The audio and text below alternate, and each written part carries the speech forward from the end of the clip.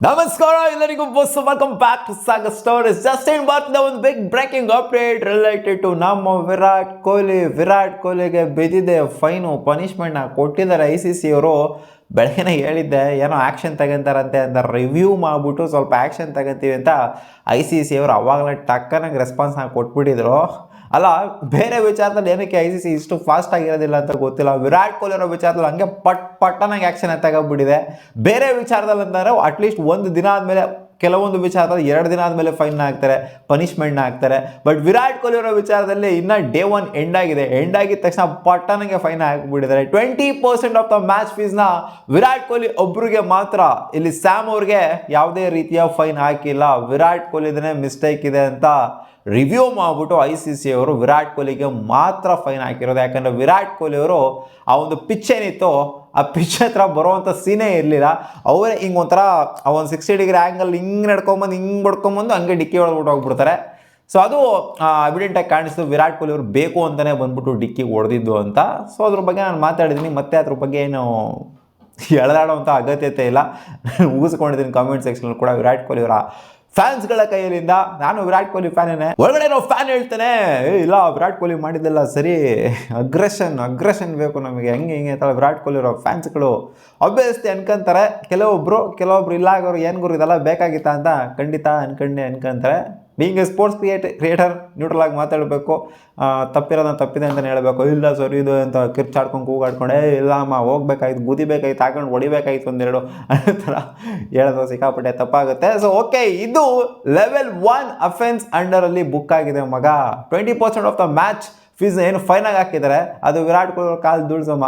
ಅಷ್ಟು ಎಷ್ಟೆಷ್ಟೋ ಕೋಟಿಗಳನ್ನ ನೋಡ್ಬಿಟ್ಟಿದ್ದಾರೆ. 20% of the match fees ಅವ್ರಿಗೇನು ಅಂಟೋದು ಇಲ್ಲ. ಬಟ್ ಇವ್ರಿಗೆ ಅಂಟಬೇಕಾಗಿರೋದು ಏನು ಅಂತಂದರೆ ಲೆವೆಲ್ 1 ಅಫೆನ್ಸ್ ಅಂಡರಲ್ಲಿ ಇವರು ಬುಕ್ ಆಗಿದ್ದಾರೆ. ಒಂದು ಡಿಮೆರಿಟ್ ಪಾಯಿಂಟ್ನ ಹಾಕಿದ್ದಾರೆ ವಿರಾಟ್ ಕೊಹ್ಲಿ ಅವ್ರಿಗೆ.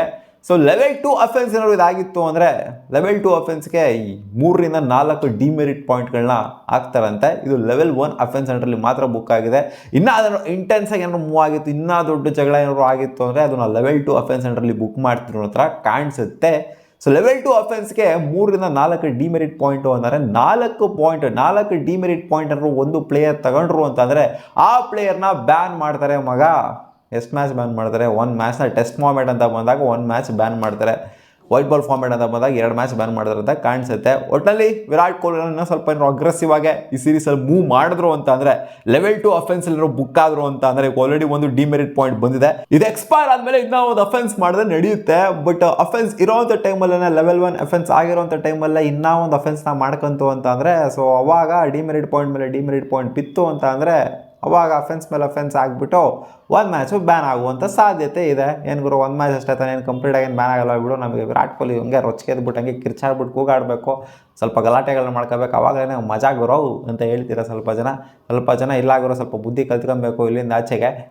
19 ವರ್ಷದ ಹುಡುಗನ ಜೊತೆ ಎಲ್ಲ ಕಿತ್ತಾಡೋದಕ್ಕೆ ಹೋಗ್ಬಾರ್ದು. ಅವರ ರೇಂಜಲ್ಲಿ ಯಾರಿದ್ದಾರೋ, ಅವ್ರ ಲೆವೆಲಲ್ಲಿ ಯಾರಿದ್ದಾರೋ, ಅವ್ರ ಲೆವೆಲ್ಗೆ ಯಾರು ಇಲ್ಲ ಹಂಗೆ ನೋಡೋಕೆ ಹೋಯ್ತು ಅಂತಂದರೆ, ಅವ್ರ ರೇಂಜಲ್ಲಿ ಇರೋವಂಥವ್ರು ಅಟ್ಲೀಸ್ಟ್ ಸ್ವಲ್ಪ ಮ್ಯಾಚ್ ಆಗೋವಂಥ ರೇಂಜಲ್ಲಿ ಕಿತ್ತಾಟ ಪಡ್ತು ಅಂತಂದರೆ, ಕಿತ್ತಾಟ ಮಾಡ್ಕೊತು ಅಂತಂದರೆ, ಏನೋ ಒಂದು ಸ್ವಲ್ಪ ರೊಚ್ಚಿಗೆ ಹೇಳ್ತು ಅಂದರೆ, ಅಗ್ರೆಸಿವ್ನೆಸ್ ಅವ್ರ ಮೇಲೆ ತೋರಿಸ್ತು ಅಂತಂದರೆ ಚೆನ್ನಾಗಿರುತ್ತೆ.